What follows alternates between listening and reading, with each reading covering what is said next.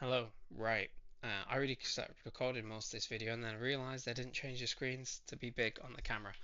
Let me explain what I want to talk about.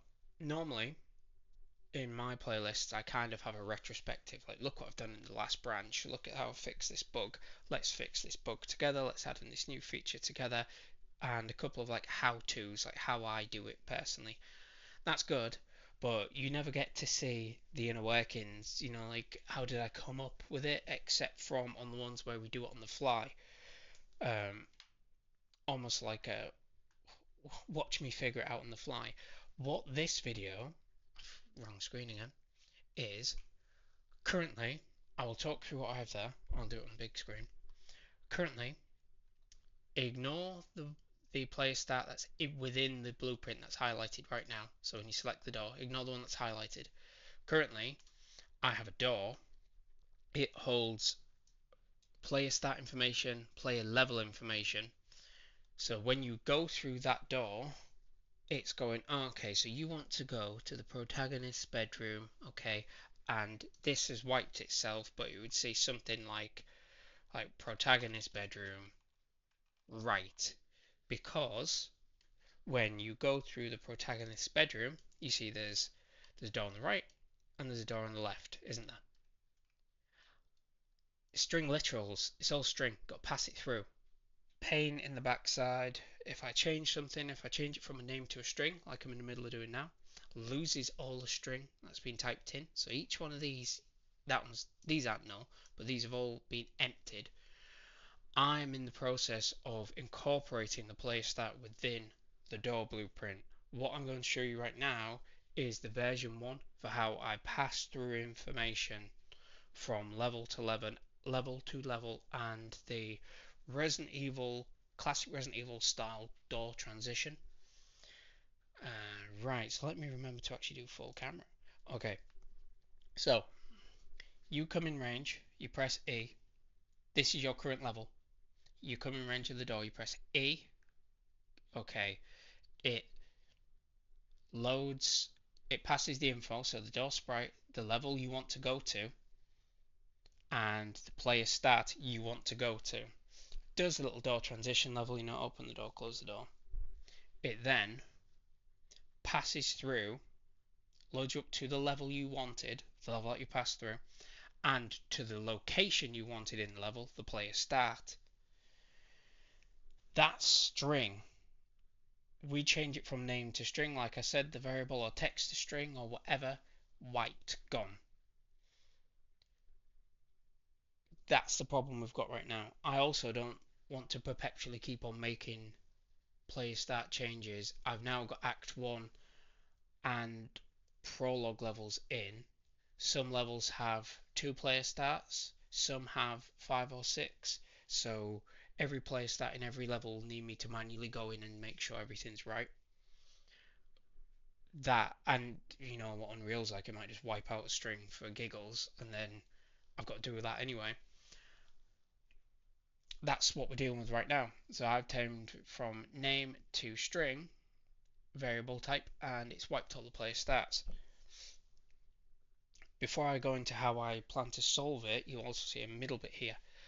Does the door transition level, as it passes the information through to the door transition level, it also should really do that. It also passes information through to the game instance. The game instance, this isn't the game instance talk, but you have level 1, you have your health in level 1, you have you go to level 2, it resets your variables unless you pass it through. How you pass it through is through a save slot or a game instance. I kind of do both.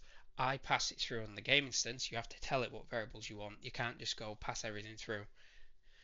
Um, so I pass it through on the game instance. So what that means is save to game instance before loading up this transition level, because this transition level functions like another level. So really that's like level 1, level 2, level 3, even though for the player it will be like level 1,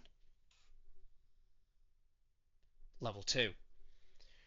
They'll just see an animation.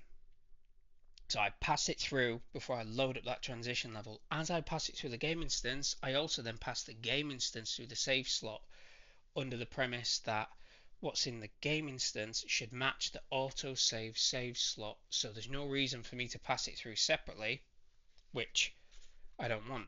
I want to pass it through almost a single version of the truth and flow it through. If it's right in the game instance, it should absolutely be right in the save slot. So that's what we've got right now. I want to let me wipe out actually. Let me wipe out the bits. I want to do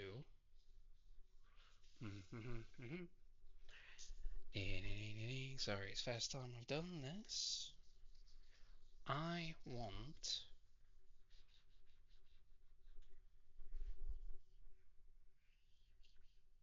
this to happen. Player start held within the blueprint, right? Passes through the information just like usual. Player start. Oh, I can't even spell. I thought about don't spell it wrong, and I spelt it wrong at that same point. So, what I propose, it's almost like a version 3 door, because I've actually already done a version 2. Player start stays within there.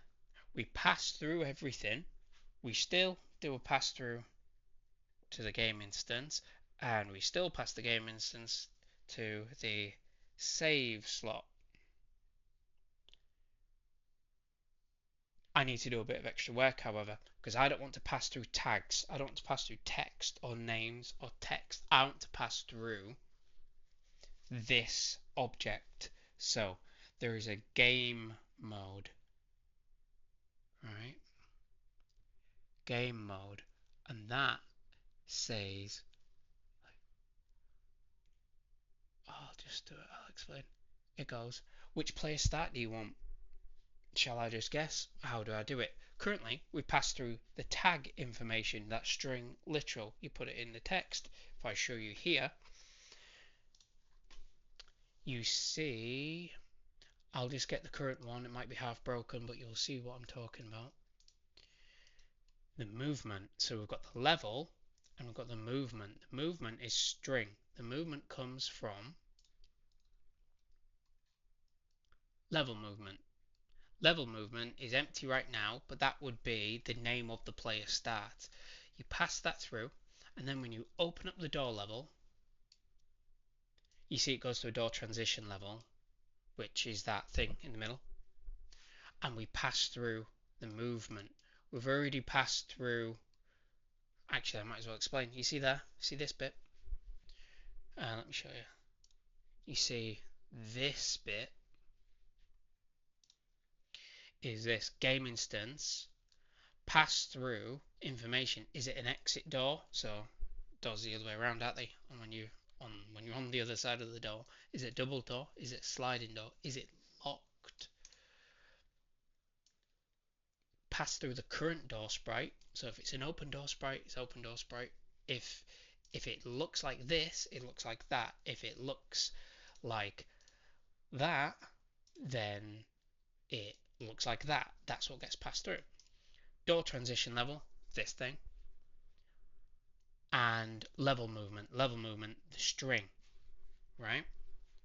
That on open level, this goes to, I say I have to pass it through there, don't I? Which I kind of do, but realistically it goes into this level, and then this thing goes, oh, you want that player start, right?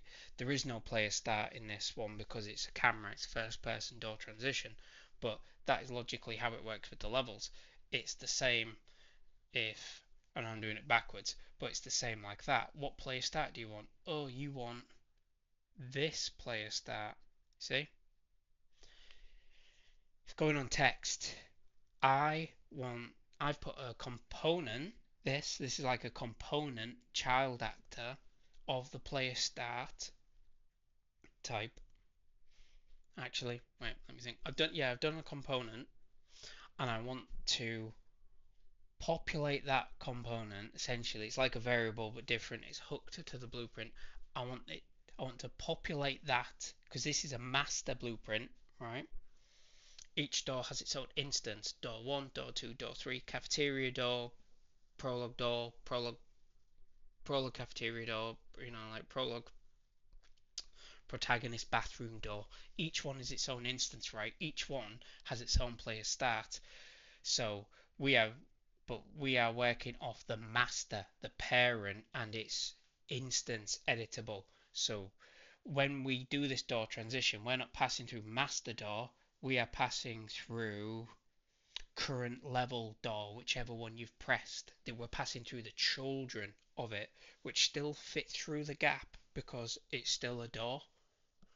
It's just not the parent door, it's the children, it's the instance.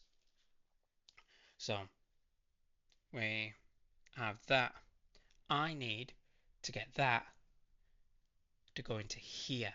And this is what I'm currently working on, which I have not done yet. I am thinking of similar to the game instance where we pass through the door sprite. Actually, I've done it like that, but realistically, yeah, I feed it to here, but I also feed it to the game instance, the door sprite, the level, the player start. Similar to this, I need to get this information and pass it through, and then pass it through like that. We'll still have the game instance, we'll still have the save slot, we'll still have this process, but we'll completely remove this separate entity, the separate entity we had here, which we don't want. It will also mean if when you create a new door, you can set the player start once and that will be the player start forever, and it will never change unless you change that blueprint. That's what I've got to figure out. This is what I'm working on right now. Once I get this done, I've got a few more bugs to do, and then I will have the branch video done. Thank you for your time. Hopefully you found it interesting. I'll do more of these. Um, I'll do when I do retrospectives as well. I'll do like this is what we've got and what I'd like. Retrospectives will be what I've done. So after I've got this cracked, I've done this branch cracked, I'll publish it. I'll create a separate playlist just for these sort of pieces of work. So I might put it all under one big playlist rather than having like a retrospective whiteboard session and an actual and a future whiteboard session. I will have a, combined just like whiteboard playlist or something. Hopefully you found it interesting. I enjoy the challenge of it. Um, you'll probably tell when you look through my videos, like there's passion there. Hopefully you can tell, and I'll see you shortly. See you later.